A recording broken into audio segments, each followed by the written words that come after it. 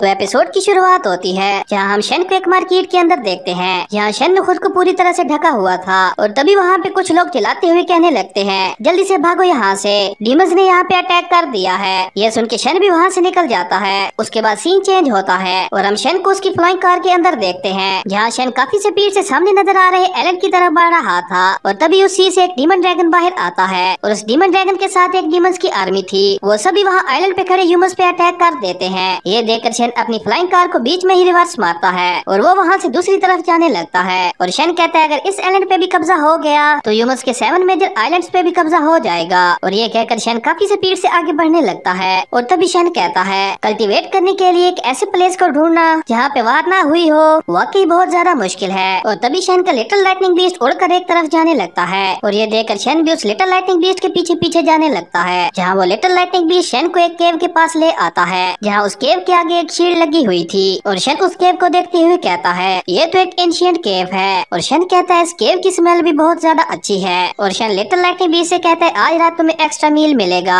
और ये कहकर शन अपनी स्पिरिचुअल सोर्ड से उस केव के आगे लगी शील्ड पे अटैक कर देता है जिससे वो शील्ड टूट जाती है और शन लिटिल लाइटनिंग बीस्ट के साथ उस केव के अंदर इंटर कर जाता है। उसके बाद सीन चेंज होता है और हम शन को उस केव के अंदर देखते हैं जहाँ शन अपने कैमरा में रिकॉर्डिंग करते हुए कहता है फिलहाल मैं योहान ही सी एरिया के एक डिजर्टेड आइलैंड पे हूँ और ह्यूमंस और डीमंस की बैटल में डीमंस लीड कर रहे हैं और उन्होंने ह्यूमंस के काफी सारे ठिकानों पे कब्जा कर लिया है पर अभी तक ह्यूमंस के 2 लेजेंडरी गॉड ट्रांसफॉर्मिंग कल्टीवेटर्स सामने नहीं आए हैं और अगर ये बात इसी तरह से चलती रही तो योहान ही सी एरिया से सभी ह्यूमंस खत्म हो जाएंगे। उसके बाद शन एक गैदरिंग पिल को बाहर निकालते हुए कहता है आज मुझे डैन फॉर्मिंग पीरियड के कल्टीवेटर से एक स्पिरिट गैदरिंग पिल मिली है और अब मैं प्लान कर रहा हूँ कि अपनी सेल्फ प्रोटेक्शन के लिए सबसे पहले मैं डैन फॉर्मिंग पीरियड में ब्रेक थ्रू करूँ और उसके बाद बाकी के प्लान्स को फॉलो करूँ। और तभी शन को उस केव के बाहर किसी के आने का एहसास होता है और जैसे ही शन उस केव से बाहर आता है तभी सामने जंगल में एक ब्लास्ट होता है। ये देखकर शन कहता है क्या ये किसी डीमन बीस्ट का काम है और ये कहकर शन उस तरफ चला जाता है और जैसे ही शन वहाँ पहुँचता है उसे वहाँ पे एक अजीब सी केव नजर आती है जहाँ उस केव के सामने एक अजीब सी शील्ड लगी हुई थी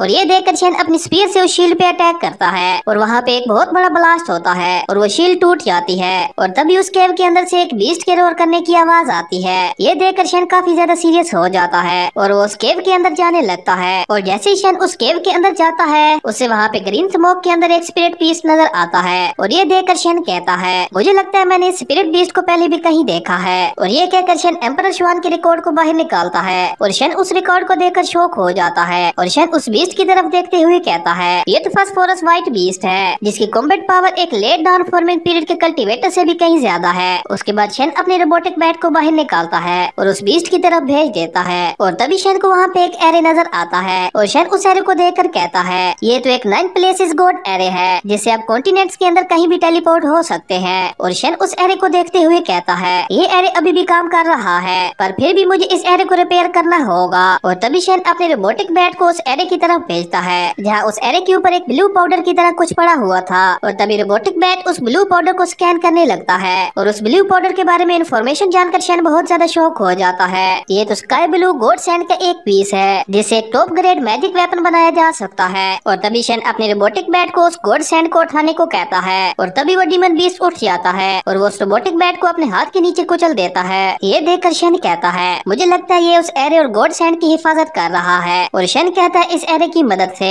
मैं योहान ही सी एरिया से टेलीपोर्ट होकर रोजी और बाकी सब को ढूंढ सकता हूँ। वहीं वो डीमन बीस्ट शन की तरफ आने लगता है और उस डीमन बीस्ट को अपनी तरफ आता देखकर शन कहता है उस टेलीपोर्टेशन एरे के लिए मैं कोई भी रिस्क उठा सकता हूँ। और ये कहकर शन जंप करता हुआ उस डीमन बीस्ट के सामने आ जाता है और शन उस एल्डर के गोल्डन स्पीयर को बाहर निकाल लेता है और थंडर लाइटिंग स्पिरिट से उस डीमन बीस्ट पे अटैक कर देता है पर वो डीमन बीस्ट अपनी ग्रीन पॉइजन से उस ड्रैगन को खत्म कर देता है। ये देखकर शन भी सीरियस हो जाता है और वो मल्टीपल स्पिरिचुअल ड्रैगन से उस बीस्ट पे अटैक कर देता है। ये देखकर वो बीस्ट अपनी स्पिरिचुअल हैंड्स की मदद से उन ड्रैगन्स को पकड़ लेता है और उन्हें खत्म कर देता है और तभी वो अपनी ग्रीन पॉइजन से शन पे अटैक कर देता है। ये देखकर शन लिटिल लाइटनिंग बीस्ट को बाहर निकालता है और थंडर लाइटनिंग बीस्ट अपनी लाइटनिंग से उस बीस्ट पे अटैक कर देता है और little lightning beast you young white thunder से उस अटैक को रोक देता है। ये देखकर शन कहता है you young white thunder evil things को वापस धकेल देता है और तभी लिटिल लाइटनिंग बीस्ट एक बहुत ज्यादा पावरफुल अटैक उस डीमन बीस्ट पे करता है जिससे वो डीमन बीस्ट जोर जोर से चिल्लाने लगता है और तभी उस डीमन बीस्ट से बहुत ज्यादा ग्रीन पॉइजन बाहर निकलने लगता है और उस ग्रीन पॉइजन की वजह से वहाँ की चीजें गलने लगती है। ये देखकर शन लिटिल लाइटनिंग बीस्ट के साथ उस केव से बाहर निकलने लगता है और उस केव से बाहर आकर कहकर शेन कहता है हमारी पावर के बीच बहुत ज्यादा गैप है, बाद में मैं कोई न कोई रास्ता ढूंढ लूंगा